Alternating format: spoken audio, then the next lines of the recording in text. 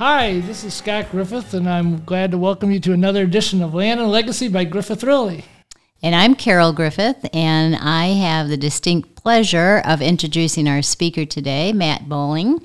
He is the director of the Livingston County Health Department. And Matt has been with Livingston County for over 25 years, and he just has a long legacy of great leadership and knows a lot about Livingston County. He's going to tell us a little bit about not only environmental health, but also the health department and how it works together. So, Matt, I'll let you kick it off and tell us all the wonderful things that the health department does that the public might not know. Sure. Thanks, Carol and Scott, for having me here today. This is a pleasure to talk about what the health department does. Yeah. So our department, there's 45, I'll set the stage in the state of Michigan. So we have 83 counties in Michigan. We have 45 health departments. So some health departments are multi-county health departments, some are single county. So Livingston County is a single county health department. We get a lot of our authority for what we do through the state agencies, through the Department of Health and Human Services, which is referred to the State Health Department, through EGLE, which is the Department of Environment, Great Lakes and Energy, and then MDARD, which is the Department of Agriculture, and they handle the restaurant sorts of things. So we have programs within our department split into two different divisions, one environmental health and then personal preventive health. So on the environmental health side, we do permitting for septic systems for people on homes that aren't connected to municipal water or sewer, so septic systems, drinking water wells. We inspect the restaurants. I think people understand the health department's role in inspecting restaurants and food safety. And then a lot of other special project programs. We get into regulating bathing beaches, swimming pools, air quality sorts of things. Pretty much everywhere that people go to a public place, health department's involved in some inspection or regulatory aspect of that. And then the personal preventive health side, we deal with women, infant, and children, helping them with nutrition benefits for our Medicaid population. We do immunizations, which are the vaccines. We work with communicable disease control. I mean, recently, we had a pandemic here, but there are a lot of other communicable diseases that are always circulating in the community. So we obviously don't want them to get worse. So as we get cases and we're surveilling those cases, we're doing that outreach to make sure that we're not having more cases. So that's we do a lot more than that, but I mean that's just gives you a flavor of kind of what a lot of different programs at the health department. So would you say we're a healthy community? Yeah, good point, Scott. In total, I know it's a big question, but they just came out with the national county health rankings for healthy communities. You guys may have seen that. We put a press release out here recently, so we're ranked number 4 in the state. Wonderful. And we do rank pretty high every year, and a lot of that has to do with our insured population. A lot of people in Livingston County have health insurance, which is a good thing. Okay.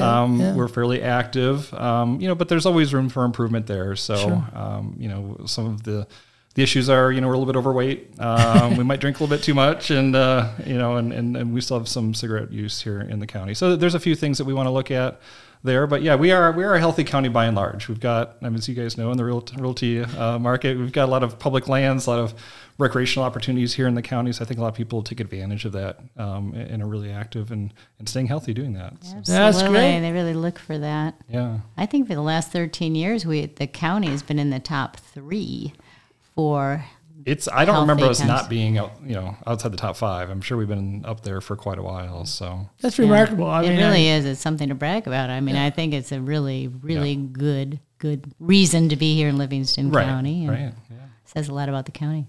So Carol and I had talked about, this is the time of year, spring's upon us, and we know that you're talking about the swimming and the pools and so forth. So how does this process begin? Do you go out and seek out the swimming places? Do they have to come to you? How does somebody find out that their water's safe or not? So we're talking about public pools. I'm assuming. We don't regulate private pools. You probably don't care what my pool's like, but you do care what everybody else's. But we will get a complaint if you're not taking care of it. No, so for public pools, they hold a license from the state of Michigan, and we're contracted through the state then to do those inspections. Okay. So for seasonal pools, our staff go out and inspect them every spring. So this will happen likely, a couple of weeks before Memorial Day traditionally. Inspect them for good water quality, for the chemistry is appropriate. There's a person there that's knowledgeable how to run the pool. Their filtration equipment is working. Everything's good. We can see the bottom of the pool, all those sorts of things. Yeah. So it's very similar to restaurant inspections. We want to make sure that, we can leave that site, feel confident the person that's running the pool knows what they're doing. Because, we could get waterborne diseases if you don't have chlorine in the pool and you've got someone that has some health issues, and it can very easily happen. So We've probably got 60 public pools here in I was Livingston just going to ask County. you, how many public pools do we have? I don't have the So that slightest. includes, indoor pools like the high schools and, Okay. All right. athletic clubs. And, we have more outdoor seasonal pools, with our condo communities and other places. So, Okay. so we have that. And then we have the public beaches too. Sure. We have a number of public beaches here in the county. You think of the beach like in Howell at Thompson Lake or in the Brighton Rec area at Bishop Lake, but we also have some that are in private campgrounds or private children's camps. But they're required to sample for bacteria in the water as well and keep hazards out and, put buoys out to make sure we're not, have sharp drop-offs and things. So those are things that we get involved with every year, working with those communities, making sure that's safe for folks. Because we get a lot of people come out this way too to look for beaches to swim in, and We're still a recreation destination for a lot of really people. are. So Yeah. so and with all the campgrounds and Right. parkland, So we get mentioned campgrounds. We get involved in inspecting campgrounds as well. Really? Yeah, we have public campgrounds here in the county, obviously, Sure. the state parks as well as privately owned public campgrounds. So they also hold a license from the state, and we do the inspection for those. I'll be darned. Okay, that makes sense. Yeah. So but we also have we have private and we have state ones. But you do any of them that's any campground, right? If it's private, it's still available to the public. I see. Unless it's So, exclusive, I suppose. But yeah, if it's available to the public to pay a fee to camp there, that's something that we inspect, and they have to have a license to do that. That's cool. Yeah. And so, and like we've talked about, you do inspection of all the restaurants on some sort of regular basis. I'm not sure what the regular is. It depends on how many staff you got. I don't know how big your staff is, but there's a lot of restaurants. No, so this is, right now is the licensing time for restaurants. They're renewing their license for the next operating year, so that they expire at the end of this month. So, I'm going to guess we've got just shy of 500 licenses that we issue here in the county. And those aren't all sit-down restaurants. Those are the food trucks and the hot dog carts too, and all that. But we inspect. We don't have a really large staff. We've got pretty much 3 full-time people that do our restaurant inspections, and all those places are inspected at least twice a year. Dang. So every 6 months we go in, and each inspection could. Some of the larger facilities could be a couple hours, depending on the complexity of the kitchen and all that. So, I think we do a great job. I'm a little biased since I'm the department. I hope you are.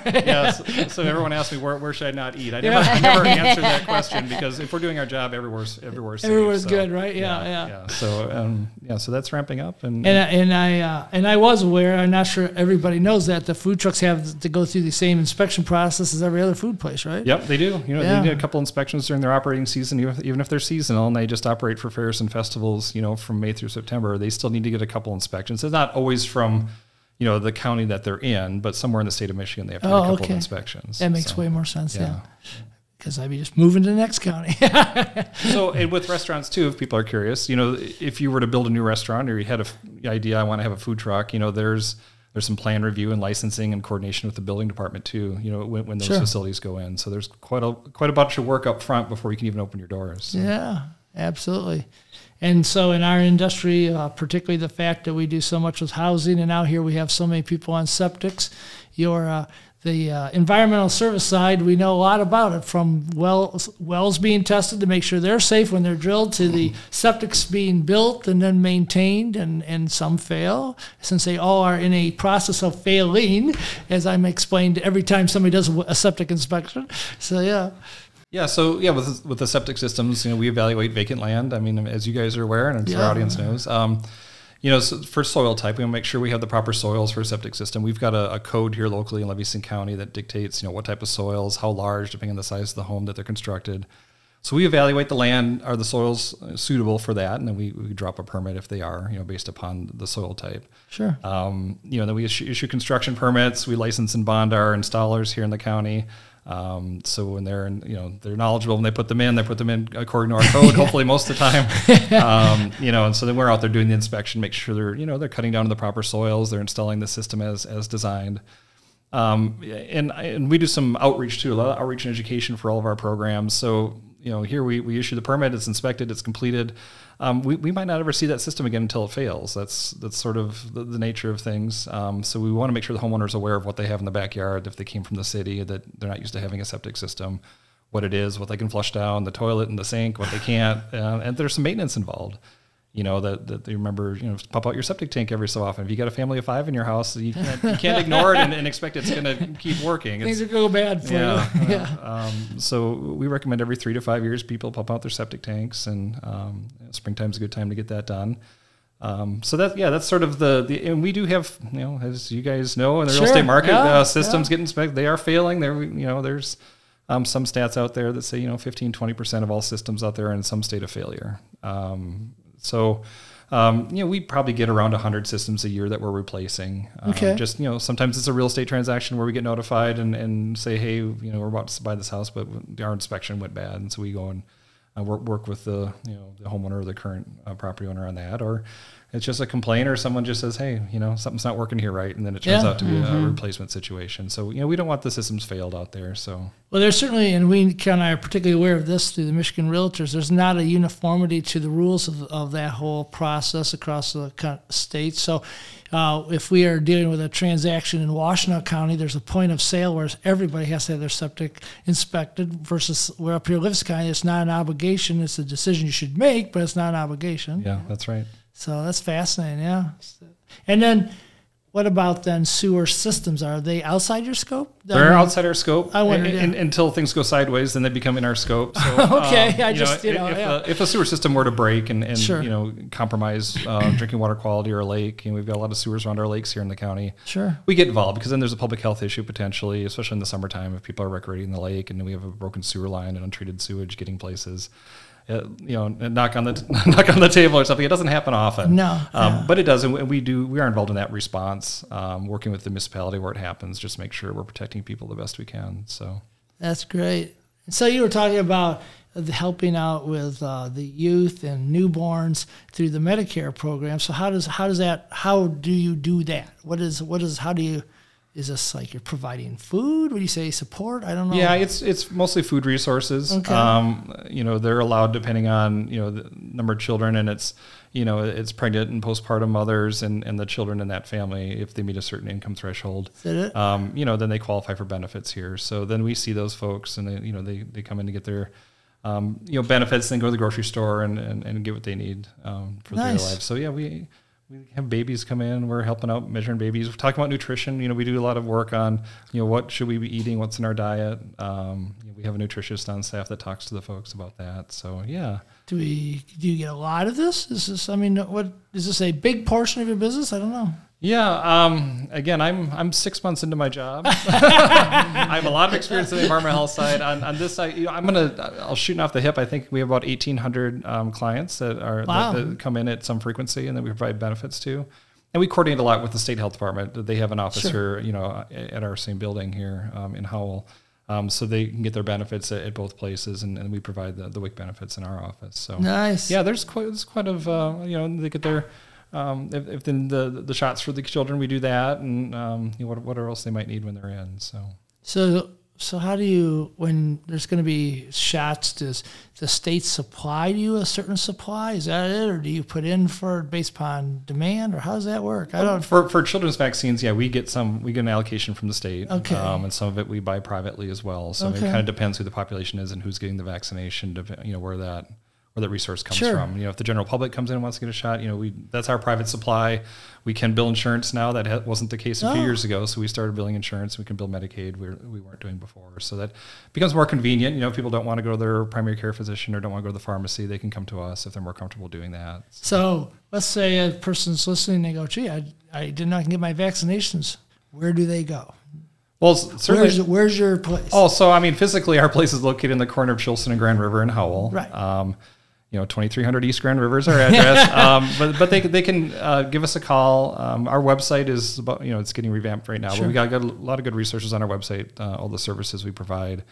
And if they have specific questions about vaccine, there's a spot there, and they can call one of our nurses and really talk through, this is where I am. We can look up their record online. There's a statewide database that keeps track of people's vaccination records. We can see if they're up to date. Cool. and then kind of fill in the gaps. Or, sure. We'd like to do a travel clinic here soon. So people traveling out of the country, there might be different vaccinations you would need for that. Oh, yeah. So we'll be providing that at some point here too. That's fascinating, because we do seem to be a community that has a lot of people who do travel a lot, and to be able to have that in your backyard would be nice. Yeah, for sure. Or not find a doctor that will take care of it, So, yeah. It's cool. I think it's important to know that you do have nurses on staff. I mean, you really do have highly qualified people in your department, and you're a lean department, but, you don't turn people away. For sure. You certainly hang out there until you get their answers or their concerns taken care of, and the website's very robust for that, too. Yeah.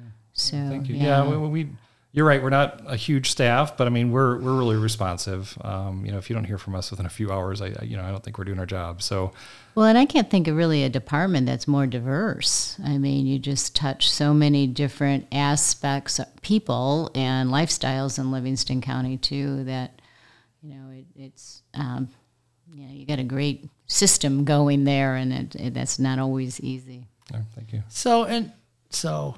The negative side would be someone who doesn't abide by concerns. Let's say like a violation at restaurants. How is enforcement handled? It sort of depends on how bad the problem is. Okay. So we have an enforcement mechanism in our local code and in some of the state regulations that we enforce. So okay. If restaurants, your example, I'm just picking something that you've had to issue say something. How do you go about the enforcement from it? It's one thing to find it; it's another thing to.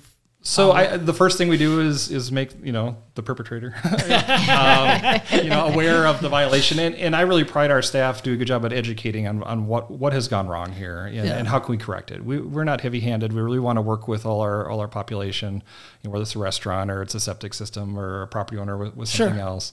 Like, here's the issue. It needs to be corrected, and here's why, and here's how. So we start there, and hopefully we get compliance that way. And if we don't, there's ways to escalate from that point between informal conferences and formal conferences, and we can get our legal counsel involved at some point if we have to. We can go to court if we have to. Okay. Depending on the situation. Luckily, we don't do that often. I think in my 25 years, I can remember maybe 3 or 4 times that we've had to actually, get an injunction and go to the court for a situation. But I think we've done a really good job on working with our community, especially restaurants in particular. You need to have a relationship with your restaurant owners and your managers. Sure. I think our staff do a good job at building that rapport when they're out there. They trust us as a resource.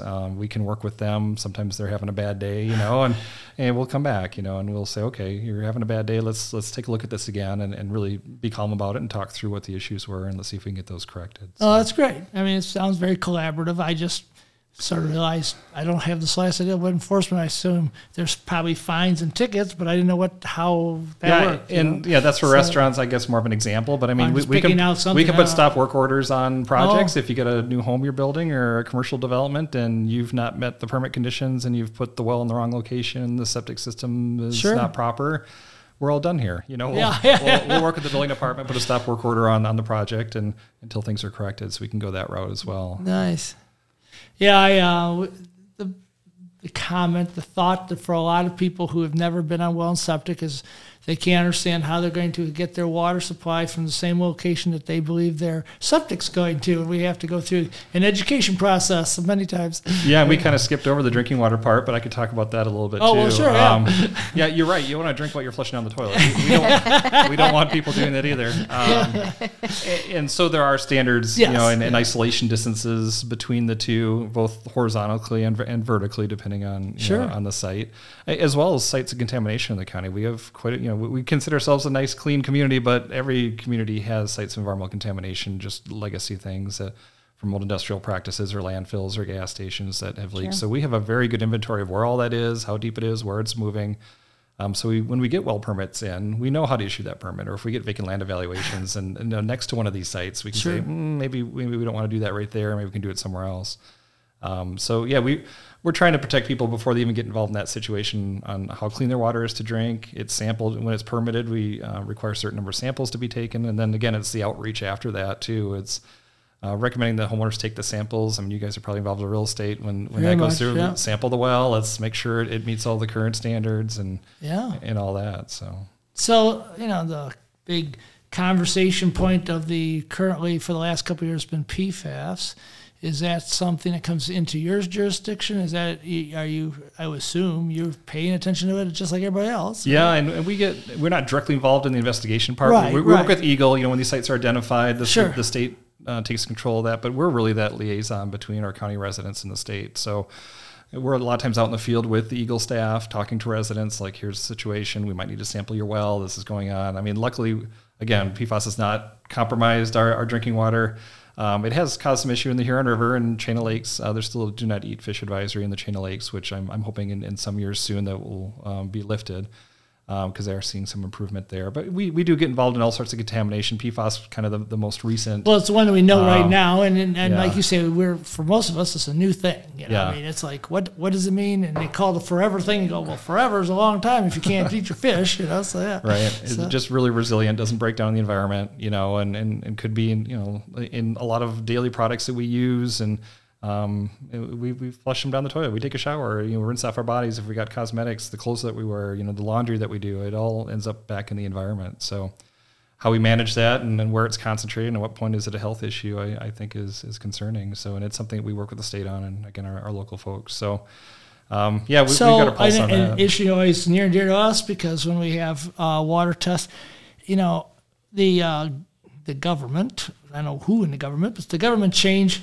the standard for what was they considered an acceptable level of arsenic, and just by doing that, they said that pretty much the glacier states, the top pretty much 4 or 5 states, almost by definition, can't seem to make the arsenic levels very well because it's so naturally occurring, Right. And yet I don't know. I've always had a hard time with, my 90-year-old parents, I'm pretty sure, drank the higher level arsenic.